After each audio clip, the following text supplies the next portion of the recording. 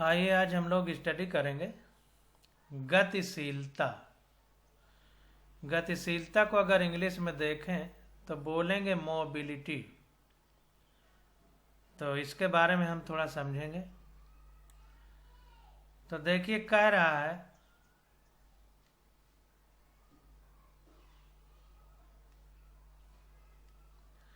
है कि जैसा कि हम देख चुके हैं, चालकता गतिमान आवेश वाहकों से उत्पन्न होती है।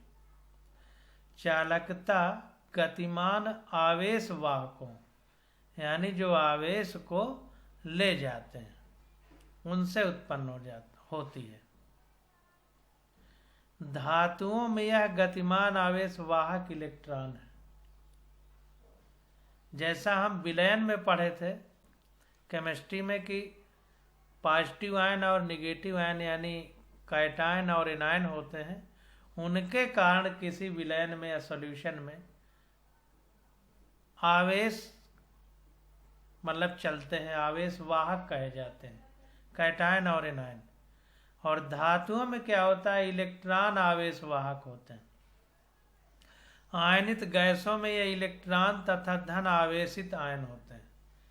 गैसों की अगर बात करें तो कोई उदासीन परमाणु होता है यानी एटम, तो उसमें नाभिक में प्रोटॉन होते हैं, चारों ओर इलेक्ट्रॉन चक्कर लगाते हैं। तो अगर बाहर का इलेक्ट्रॉन निकल जाए तो जितने इलेक्ट्रॉन की कमी होगी उतना धनावेश आ जाएगा।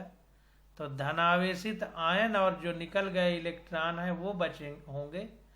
तो गैसों में इन्हीं दोनों के कारण आवेश का प्रवाह होता है। विद्युत अपघट्ट में ये धनायन तथा ऋणायन दोनों हो सकते हैं।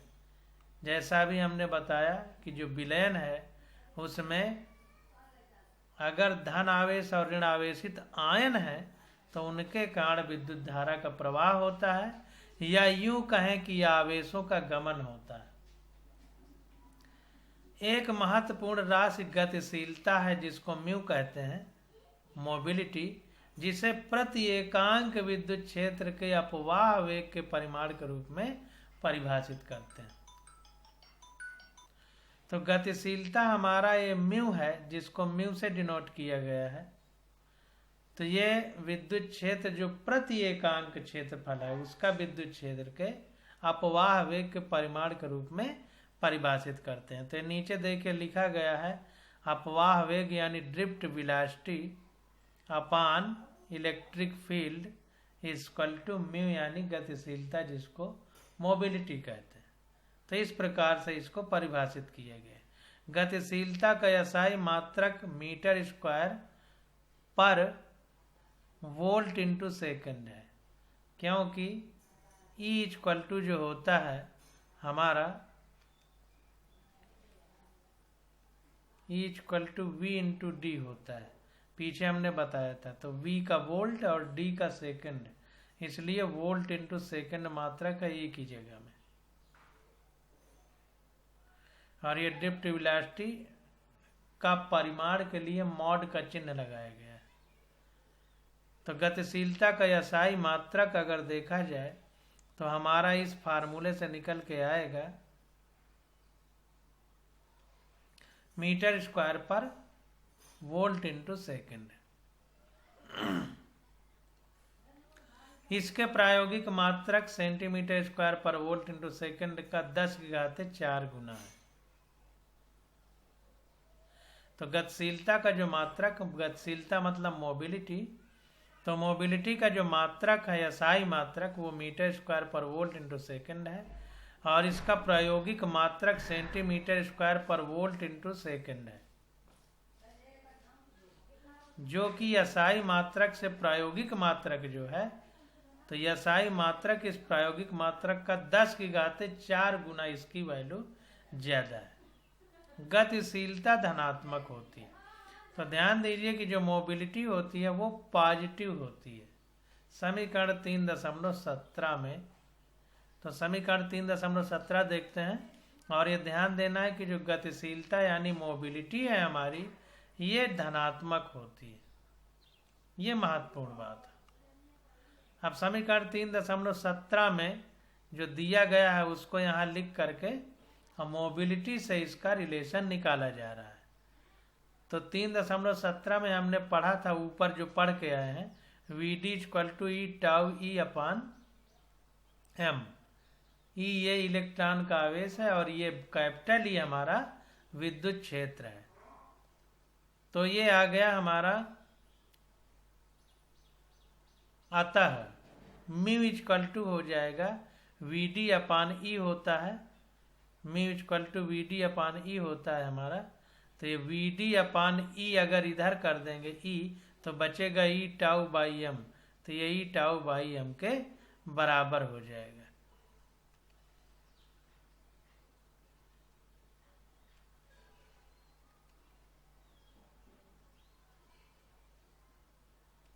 तो ये फार्मूला हमारा एक और प्राप्त हो गया, जहां पर टाउ इलेक्ट्रॉन के लिए संघट्ट का औसत समय है। एवरेज टाइम है जो टकराने का, कोलिजन के का एवरेज टाइम जो है उसे टाउ लिखा गया है।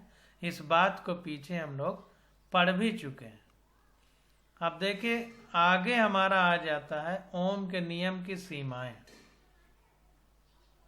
Limitation of Ohm's law, limitations of Ohm's law. तो इसके बारे में थोड़ा डिटेल पढ़ते हैं और समझने का प्रयास करते हैं। तो कह रहा है कि यद्यपि ओम का नियम पदार्थों के विस्तृत वर्ग के लिए मान्य है, विद्युत परिपथों में उपयोग होने वाले कुछ ऐसे पदार्थ एवं युक्तियां विद्यमान हैं जहां V तथा I की आनुपातिकता लागू नहीं होती है। तो कहने का मतलब यह है कि जो ओम का नियम है पदार्थों के विस्तृत वर्ग के लिए मान्य है, मतलब कि बहुत सारे प्रकार के पदार्थों में ओम के नियम को लागू कर सकते हैं। विद्युत परिपथों में उपयोग होने वाले कुछ ऐसे पदार्थ एवं युक्तियां विद्यमान हैं जहां V तथा I की अनुपातिकता लागू नहीं होती। तो ये कह रहा है कि जो इलेक्ट्रिक सर्किट है, सर्किट का मतलब परिपथ, परिपथ का मतलब वो पथ जहां से हो करके हमारी विद्युत धारा प्रवाहित होती है। तो उस परिपथ को परिपथ, उस पथ को परिपथ कहेंगे। और कहने का मतलब ये है कि हर जगह कह रहा है कि V और I का जो अनुपात है, V समानुपाती I, जैसा कि ओम ने बताया था, हर जगह लागू नहीं होता है। ये बात ये कह रहे हैं। मोटे तौर पर यह विचलन निम्नलिखित एक या अधिक प्रकार का हो सकता है।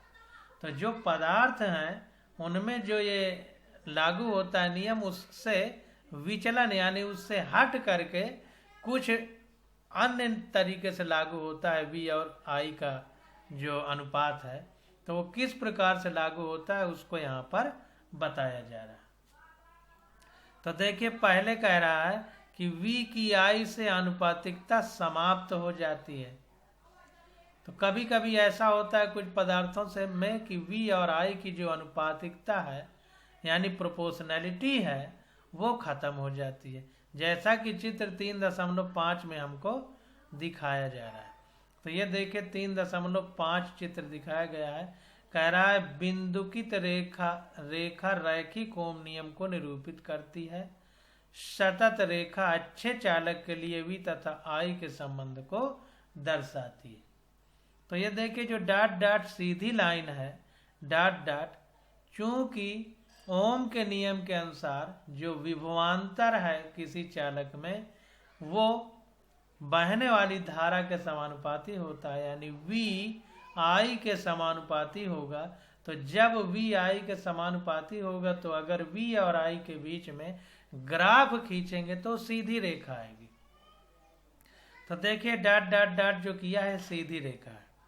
तो इसका मतलब उस चालक में ये सीधी रेखा जो डॉट डॉट वाली है, इस प्रकार से रेखा आनी चाहिए थी ओम के नियम के हिसाब से।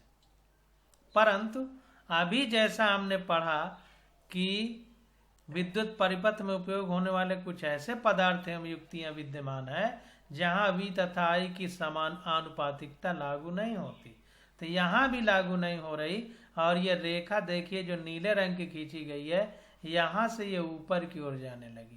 तो वही बात कह रहा है कि सतत रेखा अच्छे चालक के लिए V तथा I के संबंध को दर्शाती है। तो बहुत अच्छा अगर चालक है, कंडक्टर है, तो उसमें इस प्रकार से ये रेखा जाती है, यानी V और I का अनुपात। तो यही कह रहा है कि सीधी रेखा होना चाहिए ओम के नियम के हिसाब से, जैसा हमने पीछे पढ़ा है, परंतु यहाँ सीधी रेखा नहीं है। इसका मतलब ओम का नियम की जो V और I की जो लिमिट है वो पार हो रही है, इसीलिए सीमाएं शब्द लिखा गया है, लिमिट। तो पहला तो हमने ये देख लिया। तो V की I से समानुपातिकता समाप्त हो जाती है। तब अगला पॉइंट देखते हैं B वाला, और इसको देख करके समझने का प्रयास करते हैं। तो देखिए B पॉइंट में कह रहा है V तथा I के मध्य संबंध V के चिन्ह पर निर्भर करता है। ध्यान दीजिए, V तथा I के मध्य संबंध V के चिन्ह पर निर्भर करता है। दूसरे शब्दों में यदि कुछ V के लिए धारा I है तो V का परिमाण स्थिर रखकर इसकी दिशा बदलने पर विपरीत दिशा में I के समान परिमाण की धारा उत्पन्न नहीं होती है। चित्र 3.6। तो ये कह रहा है कि V और I के बीच जो संबंध है, इसमें अगर हम V की दिशा बदल दें तो V की दिशा देखिए, विभवांतर है, विभव में अंतर यानी पोटेंशियल डिफरेंस, तो कम कर देंगे तो ऋणात्मक हो जाएगा और बढ़ा देंगे तो धनात्मक। मान लीजिए 0 से कम है तो ऋणात्मक, 0 से ज्यादा है तो धनात्मक, परंतु धारा यानी करंट में ऐसा नहीं कर सकते। तो यही कह रहा है कि अगर V की दिशा स्थिर रखकर इसकी दिशा बदल दी जाए तो जो V का परिमाण स्थिर रखकर इसकी दिशा बदलने पर, तो V का परिमाण स्थिर रखा जाए, दिशा बदल दिया जाए तो ऋणात्मक हो जाएगा। विपरीत दिशा में I के समान परिमाण की धारा उत्पन्न नहीं होती है। तो ये कह रहा है कि अगर हम V का परिमाण बदल दें, परिमाण वही रख करके दिशा बदल दें, तो जैसे पहले +50 वोल्ट है तो फिर -50 वोल्ट हो जाएगा। तो जब -50 वोल्ट होगा तो ये कह रहा है कि धारा विपरीत दिशा में उत्पन्न नहीं होती है। चित्र 3.6। तो इसको देखते हैं कि अगर V का हम परिमाण बदल दें तो ये बात नहीं होगी कि धारा का परिमाण बदल के वो विपरीत दिशा में चलने लगेगी। अरे V का परिमाण नहीं, दिशा बदल दें। तो ये देखिए चित्र यहाँ पर दिखाया गया है 3.6, कह रहा है डायोड के अभिलाक्षणिक वक्र। तो ध्यान दीजिए, एक डायोड शब्द है, डायोड होता है, आपने देखा होगा बैटरी में या रेडियो में लगता था। तो डायोड का काम अभी हम आगे जब मॉडर्न फिजिक्स पढ़ेंगे, आधुनिक भौतिकी, तो वहाँ पर पढ़ेंगे। यहाँ मोटी मोटी भाषा में बस इतना समझ लीजिए कि डायोड का ये काम होता है कि वो धारा को एक ही दिशा में जाने देता है, विपरीत दिशा में नहीं जा पाती है धारा। ये काम डायोड का है। जैसे इसीलिए डायोड को डायोड वाल्व कहते हैं। वाल्व शब्द जहां आ जाएगा तो एक दिशा में क्रिया होती है, विपरीत दिशा में नहीं होती। जैसे कि हम अपनी साइकिल में जब हवा भरते हैं तो उसमें वाल्व लगा होता है, तो पाइप से हवा भरेंगे तो टायर में, ट्यूब में तो हवा चली जाती है लेकिन बाहर फिर नहीं निकल पाती। तो पाइप से टायर में जाती है लेकिन टायर से फिर ट्यूब से फिर बाहर नहीं निकल पाती, तो इसीलिए उसको वाल्व बोलते हैं।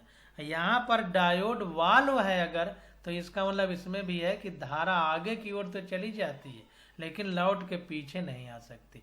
तो इसीलिए अगर हम वोल्टेज का परिमाण सेम रख करके दिशा बदल दें तो ऐसा नहीं होगा कि धारा की भी दिशा विपरीत उत्पन्न हो जाए, धारा विपरीत उत्पन्न नहीं होगी। अब यहाँ पर देखिए, कह रहा है डायोड के अभिलाक्षणिक वक्र वोल्टता तथा धारा के ऋण व धन मानों के लिए विभिन्न पैमानों को नोट कीजिए।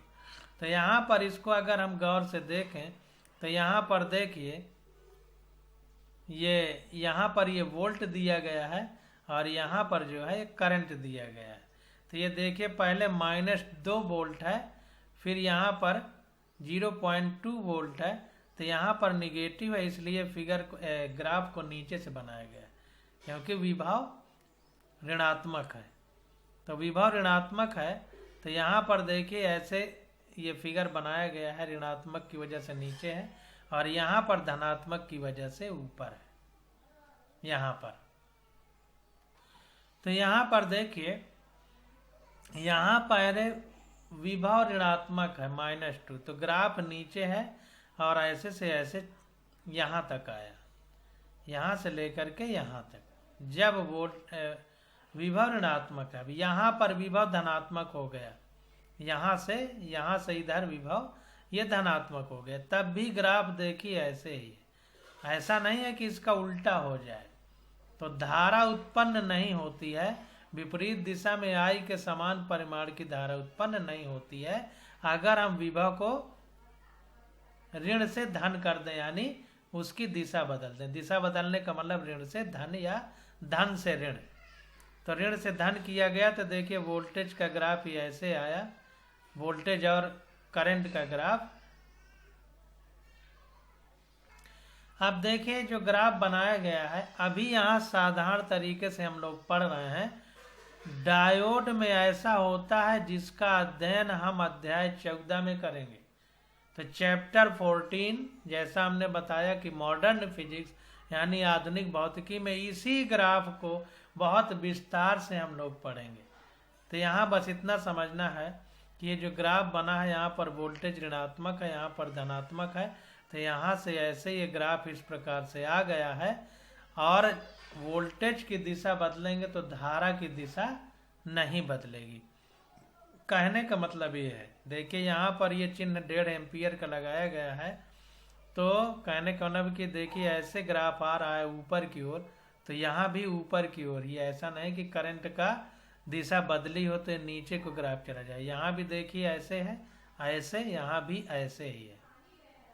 माने दिशा उसकी नहीं बदली है करंट की। अब देखिए C नंबर देखते हैं। कह रहा है V तथा I के मध्य संबंध एकमात्र संबंध नहीं है, अर्थात उसी धारा I के लिए V के एक से अधिक मान हो सकते हैं। चित्र 3.7। तो कहने का मतलब ये है कि V और I में कोई एक ऐसा स्पेशल संबंध नहीं है जिसके माध्यम से ये कह सकें कि यही भर संबंध है, और भी V और I के मान हो सकते हैं। पदार्थ तथा युक्तियां जो समीकरण 3.3 के रूप में ओम के नियम का पालन नहीं करती हैं, यथार्थ में इलेक्ट्रॉनिक परिपथ में व्यापक रूप से उपयोग की जाती है। तो कहने का मतलब है कि ऐसी डिवाइस जो ओम के लॉ का पालन नहीं करती हैं, वो भी इलेक्ट्रिक सर्किट में बहुत बड़े पैमाने पर उपयोग की जाती है। यद्यपि इस अध्याय तथा परवर्ती अध्याय में हम उस पदार्थ में विद्युत धारा का अध्ययन करेंगे जो ओम के नियम का पालन करते हैं। तो बहुत सारी ऐसी डिवाइस हैं जो ओम के नियम का पालन नहीं करती, परंतु इस चैप्टर में और परवर्ती अध्याय मतलब इसके जो आगे प्रत्यावर्ती धारा या जो आगे के चैप्टर हैं जहाँ भी है, तो वहाँ हम उसी बात का सिर्फ अध्ययन करेंगे जो ओम के नियम का पालन करते हैं। तो यहाँ पर देखिए चित्र 3.7 देखते हैं। तो यहाँ पर जो है गैलियम और आर्सेनिक Ga और As में वोल्टता के सापेक्ष धारा में परिवर्तन। तो ये Ga और As जो है ये तत्व हैं जो कि आवर्त सारणी में हम लोगों ने पढ़ा है पीरियाडिक टेबल में। तो गैलियम और आर्सेनिक ये दो जो है धारा और वोल्टता का जो इनमें संबंध है वो ग्राफ में यहाँ पर दिखाया गया है। तो देखिए इधर विद्युत धारा वाई एक्सिस में दिखाई गई है, और अगर इसको x माने तो यहाँ पर वोल्टेज दिखाया गया है, और ये रेखा जो है ये ग्राफ को बताती है, यानी धारा और I का परिवर्तन। तो यहाँ पर देखिए ये रैखिक क्षेत्र है और ऋणात्मक प्रतिरोध क्षेत्र। अगर इस प्रकार से यहाँ पर हम यहाँ पर देखिए अगर ऐसे लाइन खींच दें समांतर लाइन इस रेखा के, तो ये जो क्षेत्र है वो अरैखिक क्षेत्र है। अरैखिक का मतलब रेखा तो है नहीं, ये देखिए एक कर्व जा रहा है, कर्व जा रहा है, रेखा तो ये सरल रेखा तो ये है ना, तो ये अरैखिक क्षेत्र है। और यहाँ पर देखिए ये ग्राफ ऊपर की ओर बढ़ रहा है, तो यहाँ पर धनात्मक प्रतिरोध है, और ये ग्राफ नीचे को जा रहा है, इसलिए यहाँ पर ऋणात्मक प्रतिरोध है। तो ये देखिए लिखा है ऋणात्मक प्रतिरोध क्षेत्र, ऋणात्मक प्रतिरोध क्षेत्र, क्योंकि ये ग्राफ नीचे की ओर जा रहा है। तो देखिए अलग अलग तरीके की स्थिति अलग अलग स्थान पर उपस्थित है। तो इसीलिए कहा गया है कि ओम के नियम के विभिन्न परिमाण हो सकते हैं। तो वही बात यहाँ पर कह रहा है कि इलेक्ट्रॉनिक परिपथ में व्यापक रूप में उपयोग की जाती हैं बहुत सारी डिवाइस। तो पदार्थ तथा युक्तियां जो समीकरण 3.3 के रूप में ओम के नियम का पालन नहीं करती हैं, तो बहुत सारी ऐसी डिवाइस हैं। और V तथा I के मध्य संबंध एकमात्र संबंध नहीं है, अर्थात उसी धारा I व V के लिए एक से अधिक मान हो सकते हैं। तो यहाँ पर देखिए जो ग्राफ देख रहे हैं, यहाँ पर धनात्मक मान है प्रतिरोध के लिए, और इधर ऋणात्मक प्रतिरोध क्षेत्र है, यानी ऋणात्मक मान है, क्योंकि इधर ग्राफ ऊपर को बढ़ रहा है, इधर ग्राफ नीचे को जा रहा है, और ये अरैखिक क्षेत्र है। इंग्लिश में देखिए नॉन लीनियर रीजन है, जो एक सरल रेखा जहां पर नहीं है, ये कहने का मतलब। इन ग्राफ को अध्याय 14 में जब मॉडर्न फिजिक्स हम पढ़ेंगे, आधुनिक भौतिकी, तो और अच्छे से इनका डिटेल हम लोग पढ़ेंगे। तो इस प्रकार से इतना हमने पढ़ा। अब देखिए आगे आ जाता है विभिन्न पदार्थों की प्रतिरोधकता, रेजिस्टिविटी ऑफ वेरियस मटेरियल। तो विभिन्न पदार्थों की प्रतिरोधकता या रेजिस्टिविटी ऑफ वेरियस मटेरियल, तो इसके बारे में देखते हैं। तो कह रहा है कि प्रतिरोधकता पर निर्भरता तथा उनके बढ़ते हुए मान के अनुसार पदार्थों का वर्गीकरण चालक, अचालक तथा विद्युत रोधी में किया जाता है। जैसे ओम के नियम के बारे में अलग अलग सब मान आ गए, तो उस हिसाब से कह रहा है कि प्रतिरोधकता पर निर्भरता तथा उनके बढ़ते हुए मान के अनुसार पदार्थों का वर्गीकरण चालक, अचालक तथा विद्युत रोधी में किया जाता है। तो रेजिस्टिविटी की डिपेंडेंसी के आधार पर जो मटेरियल हैं उनको कंडक्टर, सेमी कंडक्टर और नॉन कंडक्टर या इंसुलेटर में डिवाइड कर सकते हैं। जिसमें करंट चल सकती है तो चालक, जिसमें कुछ कम चल सकती है तो अर्धचालक, अर्धचालक नहीं अर्ध, ऊपर रा की मात्रा होना चाहिए, तथा विद्युत रोधी जिनमें नहीं चल सकती यानी इंसुलेटर कहते हैं में किया जाता है। धातुओं की प्रतिरोधकता 10⁻⁻8 ओम मीटर से 10⁻⁻6 ओम मीटर के परिसर में होती है। तो ध्यान दीजिए कि रेजिस्टिविटी के आधार पर हम मटेरियल को कंडक्टर, सेमी कंडक्टर और इंसुलेटर या नॉन कंडक्टर में डिवाइड कर सकते हैं। उन्हीं में से जो मेटल है उसकी रेजिस्टिविटी 10⁻⁻8 ओम मीटर से 10⁻⁻6 ओम मीटर के रेंज में होती है। इसके विपरीत मृत्तिका यानी सिरेमिक, रबर तथा प्लास्टिक जैसे विद्युत रोधी पदार्थ भी हैं जिनकी प्रतिरोधकता धातुओं की तुलना में 10⁻18 गुना अधिक होती है।